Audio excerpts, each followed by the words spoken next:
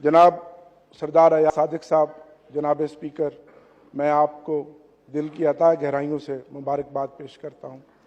आप तीसरी मर्तबा स्पीकर बने, यह बड़ा मुनफरद एजाज़ आपको हासिल है। जनाब स्पीकर, हमने खुसूसी नशिस्तों के बगैर एहतजाज के साथ ये इलेक्शन लड़ा, क्योंकि हम चाहते हैं कि हम ऐवान का हिस्सा बने और इस ऐवान को बावकार बनाएं। मेरे वोट 91 निकले और आपके वोट 191। मैं सिंगल पार्टी हूं और आप 7 पार्टियां हैं।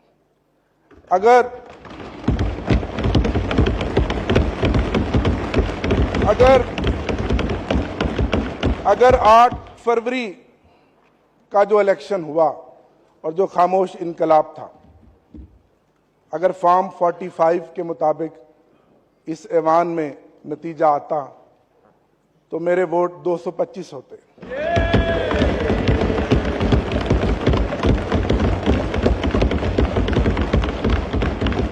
आठ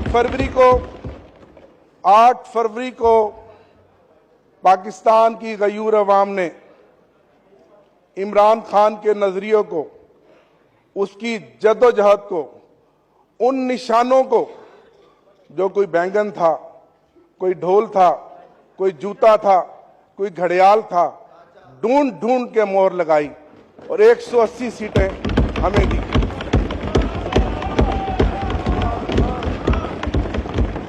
और फिर क्या हुआ? एक इलेक्शन 9 फरवरी को हुआ और आप जानते हैं, आपकी क़यादत जानती है कि फॉर्म 47 के जरिए हमारे मैंडेट पे डाका डाला गया और 80 कौमी असम्बली की सीटें हमसे छीनी गईं। जनाब स्पीकर, अगर वो 180 सीटें हों और हमारी खुसूसी नशिस्तें हों तो आज भी तहरीक इंसाफ इस ऐवान की सबसे बड़ी अकेली सिंगल लार्जेस्ट पार्टी है। मैं इस पार्टी का चीफ विप रहा हूं। मुझे फिर खान साहब ने, मेरे कायद ने चीफ विप बनाया।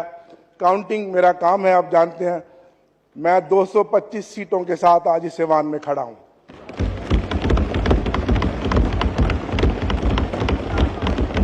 मैं सलाम पेश करता हूं अपने इन भाइयों को।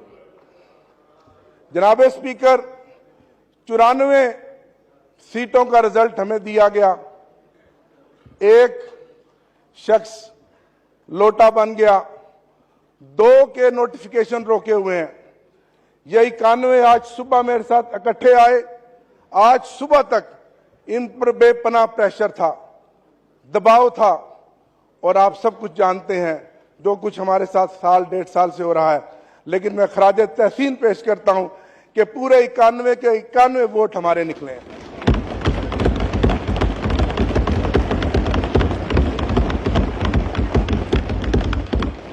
बावजूद इसके कि मेरे समेत, जनाब स्पीकर, ये मौजज़ा है कि हम जिस आग के दरिया को अबूर करके आए हैं, मेरे समेत इस ऐवान में इन मेंबरान में से कोई ऐसा मेंबर नहीं है जिसमें कम से कम 10 पर्चे ना हो, कम से कम 10 मुकदमात ना हो।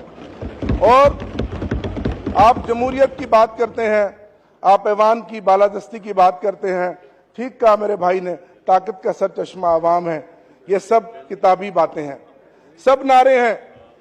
मुझे अपने एक दोस्त की बात याद आ गई कि कितने अफसोस की बात है, यहां बहुत सीनियर्स बैठे हैं, कि जिसने कहा, नहीं जनाब, इस मुल्क में मैटर वो करता है, वोट डालने वाले नहीं, वोट गिनने वाले। और यह साबित हुआ है कि वोट डालने वालों के मैंडेट का यहां ना लिहाज किया गया, ना एहतराम किया गया, ना उनकी उस वोट की ताकत के मैंडेट को तस्लीम किया गया, बल्कि जिन्होंने वोट गिने, अगर यही ड्रामा करना था तो इस कौम का 50 अरब रुपया खर्च करने की क्या जरूरत थी? यह तमाशा था। जनाब स्पीकर, ये इलेक्शन नहीं था, ये सिलेक्शन थी और ये सिलेक्शन ऑक्शन के जरिए की जा रही थी। ये ऑक्शन थी और इस ऑक्शन में जानते हैं मेरे कई सूबों के मेंबरान यहां बैठे हैं जिनको पता है कि इस ऑक्शन में बोलियां लगी, उन सीटों की कीमतें लगी और वो कीमतें और वो सीटें बिकी और फिर उन लोगों को करोड़ों रुपए के अवज यहां का ऐवान का मेंबर बनाया गया। मेरा दिल दुखता है। मैं एक पॉलिटिकल वर्कर हूं। मैं तीसरी दफा इस ऐवान का हिस्सा बना हूं। कल कहने को तो ये तारफी सेशन था, लेकिन मेरे दोस्तों के चेहरे लटके हुए थे, सोगवार थे, रंग उड़े हुए थे, जमीर मुर्दा थे। कल मुझे कहने दीजिए कि कल का ये सेशन ताजियती सेशन था, ये तारफी सेशन नहीं था, ये ताजियती सेशन था, ये ताजियती सेशन था। आज पूरा मुल्क सोगवार है। इलेक्शन होता है, एक नई चमक आती है, एक रमक आती है, लोगों में एक उम्मीद पैदा होती है कि एक हुकूमत बनेगी, हमारे मसाइल का मदावा करेगी। आज सबसे बड़ा मसला हमें अपने एनर्जी क्राइसिस का है। बिजली और गैस की कीमतें जो बेतहाशा पिछले एक महीने में निगरान हुकूमत ने बढ़ाई हैं, लोग चीख रहे हैं। बिजली का यूनिट जो पिछली गर्मियों में हमने 70 रुपए फी यूनिट इस्तेमाल किया था, 85 रुपए पर यूनिट हम इस्तेमाल करेंगे। लोग मर रहे हैं, कहां जाएं लोग? आप कहते हैं हम इस ऐवान को बालादस्त बनाएंगे। ये ऐवान बालादस्त बनेगा जो हमारे मैंडेट को चोरी करके बैठा हुआ है।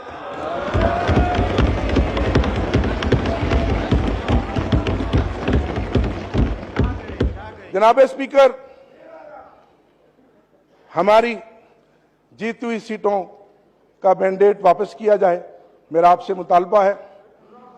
आपने 2013 में जो किरदार अदा किया, मैं उसका मुतारिफ हूं। हम ताउन करने के लिए तैयार हैं।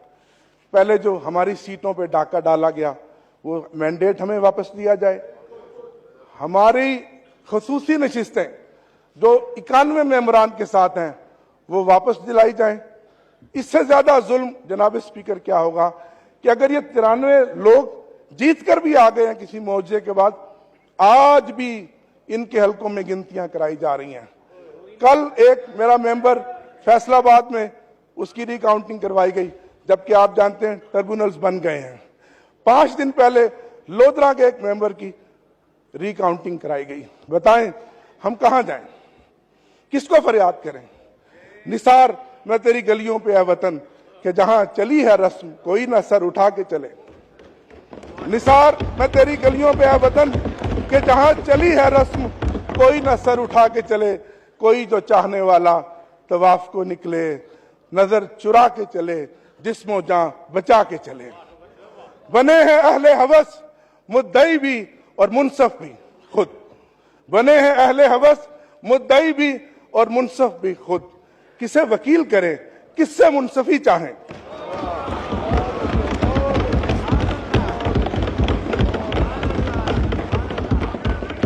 जनाब स्पीकर, मैं इस मौका पर खराज तहसीन पेश करूंगा। खासतौर पे मेरा पैगाम है उन लोगों को जो कहते थे कि इमरान खान के नाम पे कांटा लग गया है। आपने देखा कल और आज, आपने देखा कल और आज इस ऐवान में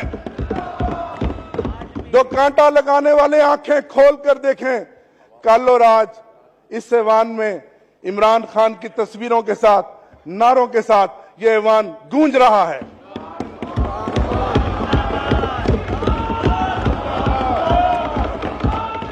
मैं